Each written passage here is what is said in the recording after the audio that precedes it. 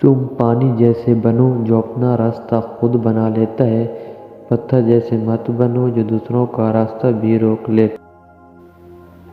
جسمانی امراض پرہیز سے جاتے ہیں اور روحانی امراض پرہیزگاری سے۔ سچا دوست جو شخص تمہارا غصہ برداشت کر لے اور وہ ثابت قدم رہے تو وہ تمہارا سچا دوست ہے۔ بہترین انسان عمل سے پہچانا جاتا ہے، کیونکہ اچھی باتیں تو دیواروں پہ بھی لکھی ہوتی ہیں۔ دولت کا بہترین مصرف یہ ہے کہ اس سے عزت و آبرو کو برقرار رکھو۔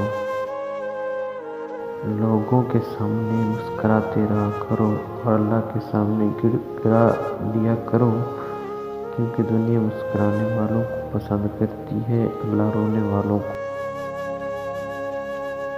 انسان کو اس کی برائیوں سمیت قبول کرنے والا ہی اس کا سچا دوست ہوتا ہے، کیونکہ خوبیاں تو دشمن کی بھی متاثر کرتی ہیں۔ زمانے کا شکوہ نہ کرو بلکہ خود کو بدلو، کیونکہ پاؤں کو گندگی سے بچانے کا طریقہ جوتا پہننا ہے، نہ کہ شہر میں قالین بچھانے سے۔